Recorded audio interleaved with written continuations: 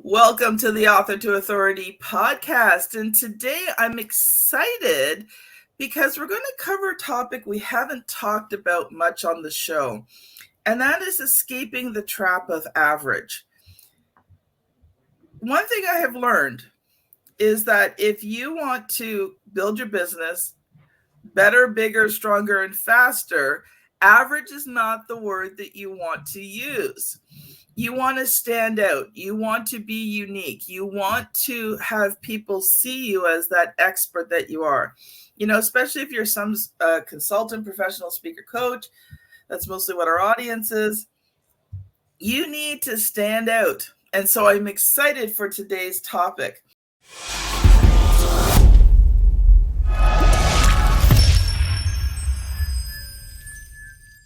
I'd love to welcome Dan to the store. Okay, it's one of those days already. I want to welcome Dan to the show. He's an author, trainer, and motivational speaker who has spent years studying the principles of personal motivation and behavioral psychology to answer two simple questions: why we do what we do, and can we influence this? Dan, welcome to the show. Thanks, Kim. It's great to be here. And yeah, I've had some coffee, plenty, so I'm probably going to get my words a little tangled as well. But it's the start of a good day, right? So our brains are working faster than our mouths, maybe. We'll call it that. That happens a lot some days. Dan, I just want to start off with just the really obvious question. And even though it's obvious, I think sometimes we don't think how impactful it is. And the question is basically this: what happens to you when you stay average? It's tricky because nothing actually happens. This is the problem, right? Nothing bad happens. If you're listening to this podcast, chances are you in a developed world, you got a decent job, you got a little bit of free time to listen to something like this and engage in it. You've already got a job, or paying the bills. So if you carry on doing that, nothing bad is actually going to happen. But and so when we look at kind of average, we always think, successful people, they either come from like zero to hero or like rags to riches. And we hear those stories and we think, yeah, of course, those guys are going to make it. They've got nothing to lose. They can only go up. And so when we're stuck in what I call this trap of average, is we've kind of made it to an extent. We've made it out of that problem situation. Maybe we've exceeded the expectations of our parents or our family or our social circle or something like that. And we get to this point. But if you ever ask people in that situation where they're average, like, are you truly happy? They don't give you an amazing answer, right? And I like what you said at the beginning. It's like, welcome to the story. In the book, I talk about the hero's journey. And the hero's journey is this model by Joseph Campbell. Oh, and my camera's going to go. So I'm going to turn this off. Just give me a moment. And let's get rid of this one. Hopefully you can hear me. There we go. It's too warm for my camera. That's a good problem. So the hero's journey is this idea that we're the lead, right? And we should be the lead of our story. We shouldn't be going around playing average. Like if we are the star of the show, then we need to do things that excel. But because we've removed that pressure to really drive and work hard, we kind of get to this point where we're comfortable, we're satisfied, but oftentimes we don't quite get to happy or fully engaged with our life. So it's that kind of 7 out of 10, right? Where it doesn't say it's good, it doesn't say it's bad. Like nothing bad's going to happen. But the reality is, and again, if you've got coaches and consultants and stuff, you know that you've got more potential. And my thought in life is let's figure out what that potential is for. Let's maximize not maximize the results we get, but maximize the exploration of it. So nothing bad will happen if you don't get out of average. If you're in average, that's a good place. But what if we could? What if we could challenge ourselves to extend ourselves a little bit further? Love it, Dan. The thing is that you do get comfortable, but like you said, you're not satisfied. And, right. One thing I've learned from being an entrepreneur for, well, let's just say many years now, is that you can only... that entrepreneurial itch is going to get you sooner or later. Yep. And the way I look at it is like, just don't, just start scratching that itch. Cause like you could stay average or you can be so much more. You talked about the word potential. Yep. And I think, sometimes we don't want to realize our potential because we know it's not always going to be easy. Yeah. Now, don't get me wrong, it's not always hard either, but to become who you fully are meant to be is a journey that's going to require you to go to places most times you don't want to go. And I'm not talking physically travel, but in here and in here, you're going to have to challenge yourself. You're going to have to work hard. There's a C word. There is a really bad C word. There's a lot of bad C words. You might have to clarify. It's called consistency. Oh, no, that one. Yeah, we don't like that one. But the thing about consistency is everyone thinks consistency is average. And it's not. Consistency is a secret superpower. Okay. Because I always explain it this way. Consistency and momentum are best friends. Momentum's very hard to get to. Yeah. It requires a lot. But you see, here's the thing. If you want to meet momentum, become best friends with consistency. Yeah. I use the word discipline. For me, it's discipline. So, I have a couple of backgrounds. Like my corporate background, I teach salespeople and leadership teams on how to be slightly more effective in our communication patterns and try and influence people to get people to do stuff. Outside of that, I'm a bodybuilder. And so my relationship with bodybuilding teaches me, and you talked about psychology, it's that psychology, it's the showing up. So if you set a goal, and this is kind of what the trap of average says, it says, okay, well, if you set a goal, let's say we're stuck in average, but we realize that there is more potential. And I like the word you said, itch, right? Because it is an itch. And I used to teach people in Florida, and I tell them the story, and they said, what are you doing, Dan? So the idea is if you're walking along the beach wearing shoes and you get some sand in your shoes, what do you do?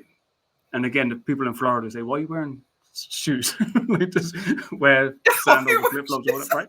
But I'm English, so of course I'm going to be wearing shoes, right? But most people would say you take the shoes off, right? Empty the shoe, empty the sand, and carry on walking. But what people are really good at doing is crinkling the toes and dispersing that sand so it doesn't itch. You can pack a lot of sand into shoes in between your toes. You'd be surprised. But that's what people do, right? They get that itch, that entrepreneurial itch or something, and they're like, let me just hide it in between my toes. They find a way to alleviate that pressure. I don't know, like just they give themselves a free pass, or they take the pressure off. We're really good at that. We'll compare ourselves to, but at least we're doing better than Bob, or we're not as bad as that person down the road. We just take the pressure off, right? Because, and again, we're comfortable. We're not happy, but we're comfortable. And so I think we've got to understand that. The problem is, as soon as you set that goal and say, right, I'm going to go for it, Kim. You've inspired me. I kind of realize there's an itch. I'm going to do it. You have this realization immediately that I'm not that person. And we have this identity gap. And that's the challenge, right? Anyone who wants to become an entrepreneur and they go from an employer or employee to entrepreneur, they like suddenly have to think entirely different. And it's freaky. It freaks you out. So you've got to figure out a path and you've got to show up every day. And that's kind of the thing from bodybuilding that has been my thing. I know I want to get here. This is the goal. I know this is the path. I know it's going to take me, and next week I start another 12-week plan. I know it's 12 weeks. I know I've got to do stuff every single day, and I know I've got to show up every day. Do I want to do it? No. Do I feel like I'm going to? Don't always feel like it, but like you said, it's consistency. For me, it's discipline. It's showing up. It's doing the work every day, knowing that at the end of it, it's going to be worth it. Well, you were talking about that, and I'll probably get some of the details wrong, okay? So, because it's been a long time since I've heard this, but I heard a story once, and basically the gentleman was talking to an audience, and he said, which one would you prefer?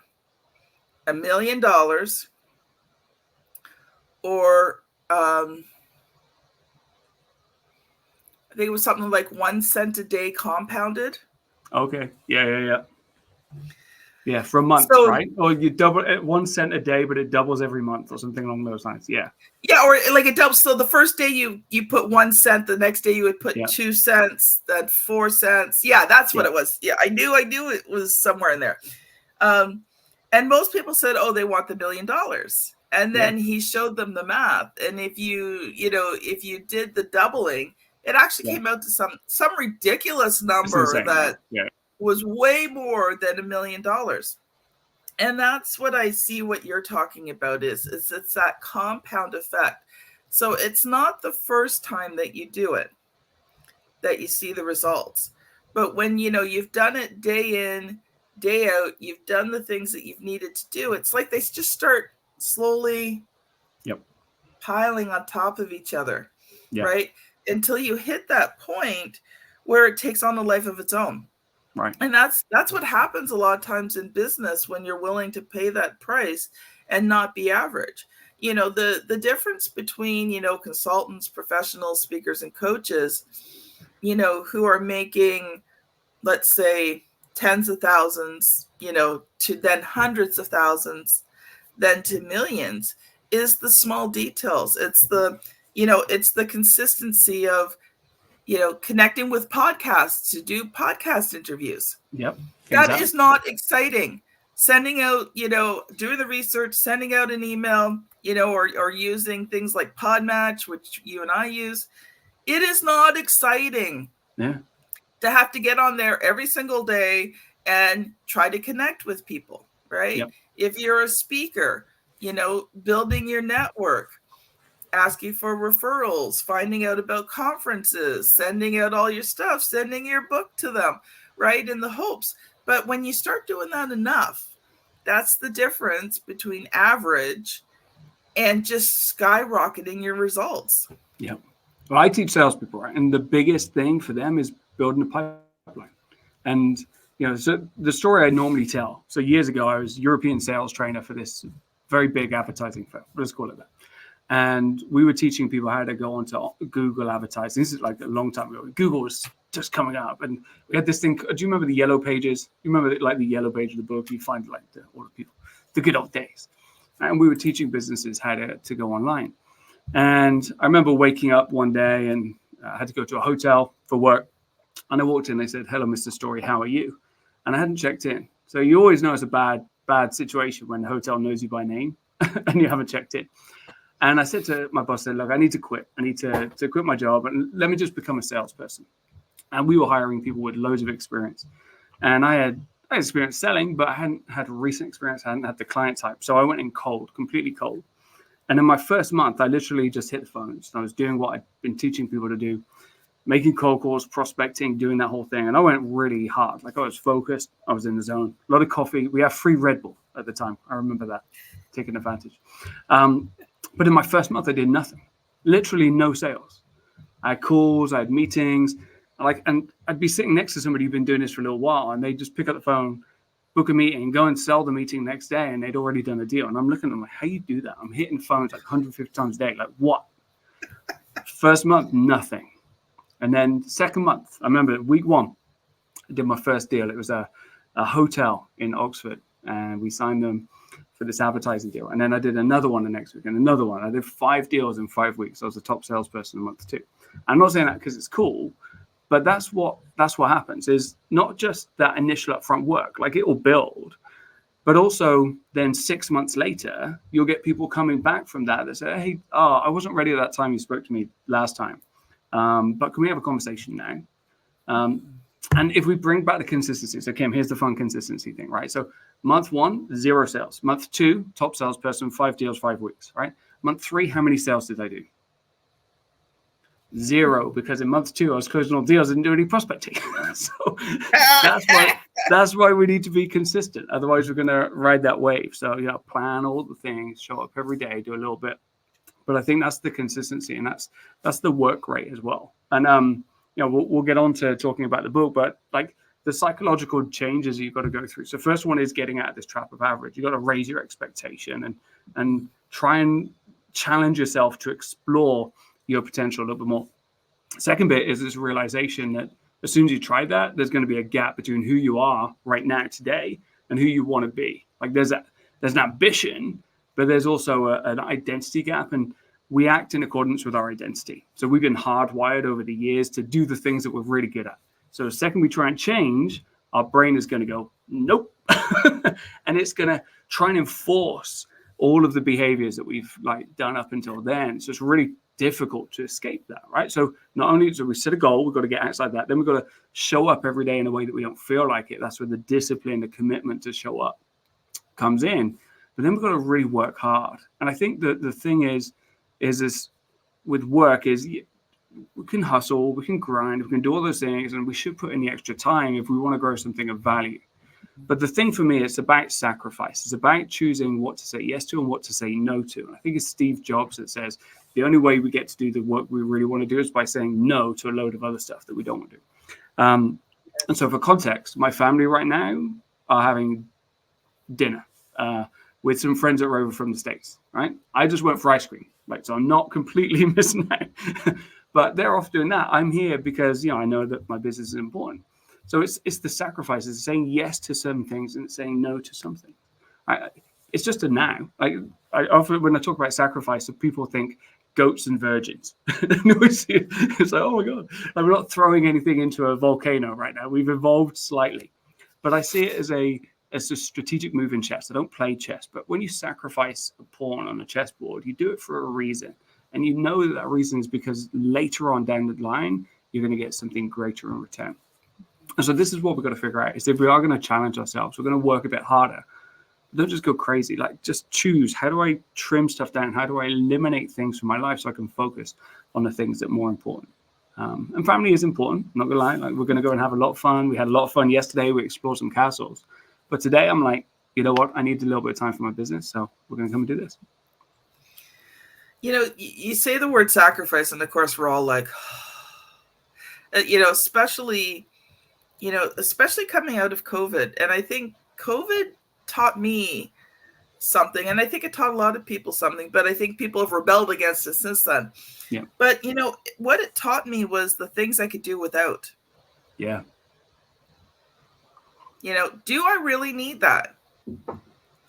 Now, for some people, that caused a lot of mental anguish and stress, and and I can't say that I successfully came through COVID without days of wanting to scream, hit and kick the wall, and just rebel and do what I want just because I want to do it. But yeah.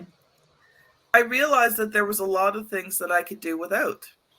And I don't always need these things. And I think, when you apply that to business, what are the things you really don't need? What are the things that you're doing? There are things that you're doing that you're not good at.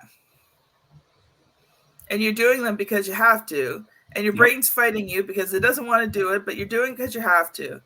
But, with that mindset is, okay, what things can I pass on to somebody else? Yep. Because something I've learned is there are people who love doing the thing you hate to do. Okay. Now, my office, you'd never know it from my office, but I'm actually a pretty organized person. Okay. My office is my one space that I kind of let go because it actually helps my creativity as a writer. Yeah. But, in my business, I'm organized. I have systems. I have ways of doing things. It's kind of confusing because I've got these two sides of me. I've got this very organized side and I've got this very creative side, and some days they fight. But I realized that while I'm very good at organization, it's not my happy place. Yep. But I do it because it needs to be done. Okay. But I realized a long time ago in the publishing business that tracking everybody's projects, making sure that this got to this person and this went there, and it just bored me to tears. So one of the best things I did is I brought on a book project manager, someone who loves to be organized. It drives them nuts when things are not organized. And it's been one of the best things because while I'm good at it, I hate it. Yep, exactly. And it takes your energy away. It takes your energy away from the other stuff. Yeah, 100%. I talk about this a lot. Like, so there's a couple of things in here. So number one is, work hard, but then work smarter, right? Don't just keep doing all the stuff. There's no way you can. I remember a coach of mine he said this. I still remember the moment. He said, alone we go fast, together we go far. And I've always remembered that. It's like an African proverb. Like, you got to have a team. And if I go far enough back, my sport, actually, I played American football at a fairly decent level in Europe. And if you think about the quarterback, let's take Tom Brady, for example, when he was playing, how many coaches and support staff did that just one individual have, right? And that's what you got to think to be world class, is you've got to have a team around you. You can't do everything. But then second time, if you're going to delegate something, you got to know how to do it better than the person who does it. So, or at least you got to know how to manage it and not just give it to them. You got to know how you want it done. And actually, we'll talk about my book process. I had an outsource agency that I was working with, and I ended up taking the book back off them because they weren't doing it to the standard that I wanted it to. And this is my second book. I knew what was going on, so I was better informed.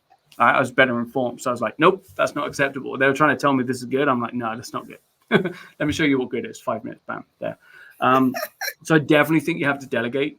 But you got to write systems, and there's a lot of people that talk about this. There's the E-Myth by Michael Gerber, which is probably the best book on this subject. Is extricating yourself, pulling yourself out of your business and creating a system. I think Tim Ferriss talks a lot about it in kind of 4-hour work week and things like that. Is know what the process is, create the system, create the manual, give that to someone, outsource it, and then just manage. And that's what I do. Like, I learned how to do everything in my business. In fact, I can do everything in my business now. I can't do everything well, but I can do it. Yeah. But when I bring on somebody new, here's what I do. I usually try to find someone who's better at it than I am. Yeah. But I teach them my system first. And then I look at them and I say, you're probably going to figure out 50 million different ways to do this bigger, better, stronger, and faster than I can. Yep. So here's the deal. I don't care how you do it, as long as it's morally, ethically, and legally okay. Beautiful. Yeah. I've taught you my way to do it. Now go restructure it. The only thing is you have to be able to document it, because there may come a day when you're not here, and I've got to be able to show the next person how to do it. This is one of my favorite quotes. I think, and I can never remember who it is, but I'm pretty sure it's Eisenhower. He says, "Don't tell people how to do stuff. Tell them what to do, and let them surprise you with their creativity," or something along those lines. I've managed teams, right? And I've got a very clear way of doing things. I like to do things. I'm very controlling. It doesn't get you anywhere. So you got to let go. And people go to places different ways. And as a leader of any kind of people, you've got to be accepting that people are going to find their own way. But as long as they get to the place you want to get to, so paint the box, I think you're doing a perfect job. And then and let them get creative. And if you can choose better people, then let them drive. Dan, we're going to switch gears here, because you Awesome. are an author of a book. So tell us the name of the book, tell us a little bit about the book, and then I'm going to ask you the question that I ask every single author that comes on the show. All right, cool. So the book is this one. It's The Personal Transformation Blueprint. As I mentioned, I'm a bodybuilder, and I only started this recently, actually after COVID. Before COVID, I was an American football player. I was very happy playing with my buddies on the weekend. And then COVID came, had a daughter, and life changed. And I was like, okay, well, I still have this competitive aspect, but the gyms were closed. There was nothing I could do. Couldn't play football. And it got to a point where I got, actually I saw a photo. It was a photo of me on a beach, and I was like, that's not me. Like, it was, but it was a picture of a guy who wasn't living up to everything that he talked about. And that was me realizing I was stuck in this average place. And so I kind of kicked my butt and said, look, you got to go and do something. So I chose this bodybuilding journey. And again, like I said, step 1, raise your expectations. Step 2 is immediately the brain kicks in and goes, nope. So I had this massive imposter syndrome. It's like, you're not a bodybuilder. And I would go to conferences and I say, hey, my name's Dan Storey, I train salespeople, et cetera, and I'm a bodybuilder. And I hadn't been a bodybuilder. I was training to be a bodybuilder, but I hadn't competed. And my brain was going, what's going on? What's going on? So I realized there's this massive hurdle that you've got to overcome. And anybody that sets a big goal is you've got to rewire your mindset. And, like you said at the beginning, I've been studying this psychology thing for a little while. And so it's fun, actually. The journey was about, how do I apply all these ideas in the context of bodybuilding? And so it had the mindset thing. And I can remember various points during the journey going, oh my God, like having realizations. And then the third part is about, and you mentioned it, is our relationship with work and the ability to raise the energy that we've got for a project. So it's these 3 stages of expectation transformation, mindset transformation, and work rate transformation that anybody has to go through if they're going to set themselves a big goal. And so it's kind of framed around that. It's this idea that we should set big challenges for ourselves, but what's the mental journey that we have to go through if we're going to create this change, but also keep it sustainable and long lasting as well. So it was fun. It's kind of documented my process and like kind of mental state, all the ups and downs from my journey as a bodybuilder. And since I kind of launched it, I've been teaching that framework to other people and helping them either change jobs or get out of roles or get out of relationships, change relationships, all those kind of things. So yeah, it's been a fun process, but also, you know, having written a book, you'll notice it's not fun, but it's worthwhile. So you had mentioned you had written a sales book many years ago. So we'll just talk about this current book. Cool. So what was the good, the bad, and the ugly about writing, editing, and publishing this second book for you? So the good is that once you've done one, the second one is always easier. So the good was I could be a lot more open in my voice. The first one I wrote was like I was trying to write a book, and now this one, after years of practicing writing, I was writing with my voice. So I think if you're listening and you're thinking about writing a book or you're getting into that, be comfortable in who you are. Because, and I saw this quote the other day, there's no unique message, only a unique messenger. And I think the more unique and authentic we can be in the way we say things, the more it'll connect. Not everyone's our audience, but we got to say the things that we want to say in the way we want to say them, and it'll connect with the people who need to hear it. So I think that was the best thing is I could put all of my energy and weird sense of humor into my writing, and it just felt really good to write. Awesome. Okay, so you mentioned that you were having issues with the publisher. So talk about that a little bit, because sometimes there's this dichotomy today between, going with traditional publisher, going with a hybrid publisher, completely self-publishing. Yep. And, there's benefits and not good benefits to both. But talk a little bit more about that experience. Cool. So I'm self-publishing, and that's a route I want to take. I knew this book was for me and clients that I work with and stuff like that. So I didn't even bother approaching a publisher. At the time I had a job. I was global head of training for a well-known technology firm. And I thought, I know how to do this. I know how to typeset. I know how to do all these things. But let's take my advice from the book. Authors always take your advice, like if you can. I know it's hard, but we got to do it. And I was like, right, how do I outsource? How can I give this to someone to free up some space so I can focus on other stuff? So I found it's like an online publishing house. I said, look, I need some help, typeset, design, do all this kind of stuff. They're like, yeah, we can take this on. And we'll do the audiobook and all that kind of stuff. I'm like, great. I sent them a document, manuscript. They sent something back and it just didn't look right. I'm like, you guys have done this before, right? And, you pay cheap, you pay twice. But I thought because I had the experience, I could manage it a lot more. And I thought I didn't need as much input. The manuscript was pretty much done. So I sent it over, but it just came back wrong so many times. And literally it took 6 weeks to get a design of the cover for the cover that I'd already designed. And that should have given me a clue. But, I was trying to do what I said. And I said, come on, let's try and work with them, give the benefit of the doubt. The typeset came back and it was just terrible. And look, guys, I think it's probably best that we part ways. I think here's the reason that's bad is not because the end product is bad. I'm quite lucky I managed to fix it, save it all myself, like I said, do it myself. I think what was bad about that is not the outcome. It's just if somebody else had been in that situation and they'd accepted what had been told, I think that would have been a worse outcome for them. So I'm proud that I tried to do it. It delayed the release of the book by a decent amount. But I'm just glad that we kind of got to the end result. I think what did allow me to do is actually allowed me to get a lot more people proofreading and editing it and stuff. So it gave me a little bit more time. And there's never enough editing, I think. That's true and not true at the same time. Yeah. Because you can get into paralysis analysis where you actually never release the book because you're constantly editing it. Yeah. But, one of the things I teach as a publisher is to always check out the publisher first. So check out samples of things that they did, because, you want to be able to see what types of things they do and whether you like it or not. So, like if you're checking out this publisher and the books they've done and you're like, well, I don't like this typeface, I don't like these covers that I'm seeing, you're finding, okay, no book's ever perfect. There's always going to be a few mistakes, like a few little mistakes. Okay, never perfect. Excellent, but not perfect.